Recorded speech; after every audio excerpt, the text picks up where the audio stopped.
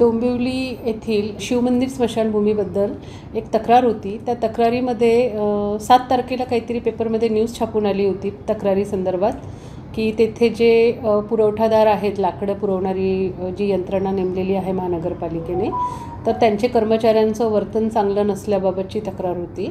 आणि तसंच तिथे जी विद्युत दाहिनी आहे ती चालत नाही आहे, त्याच्यामुळे लोकांना अवास्तव तिथे पैशाची मागणी केली जाते, लाकडं महाग दराने घ्यावी लागतात वगैरे, अशा 2-3 स्वरूपाच्या तक्रारीचा त्याच्यामध्ये समावेश होता।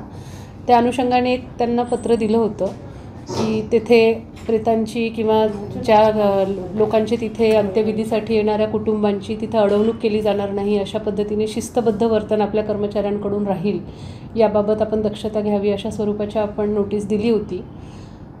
तसंच कर्मचाऱ्यांमध्ये कुणी मद्यप्राशन करून किंवा वाईट वर्तन करेल अशा पद्धतीचं घडलं नाही पाहिजे, त्याची दक्षता घेण्याबाबत त्यांना सुचवलं होतं। परंतु त्या बाबतीची खातरजमा करण्यासाठी नोटीस दिल्याच्या पुढच्या दिवशी जेव्हा तिथे व्हिजिट केली, मी स्वतः त्या स्मशानभूमीमध्ये तिथे भेट दिली, तर भेट दिली असता असं मला वाटलं की प्रथमदर्शनी तिथे कुणी कर्मचारी जे आहेत ते कदाचित मद्यप्राशन केल्यासारखे मला भासले।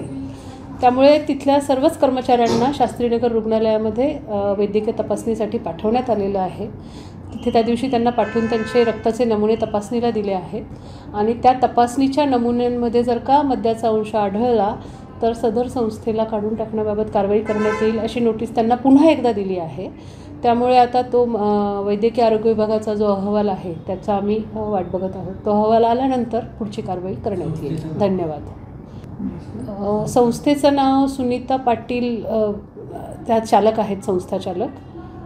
त्यांना ते वर्षानुवर्ष लाकडं पुरवण्याचा कॉन्ट्रॅक्ट दिलेला होता, मुदतवाढीमध्ये त्यांच्यामार्फत काम चालू होतं। आता तात्काळ त्या ठिकाणी निविदा प्रक्रिया करण्यात येईल।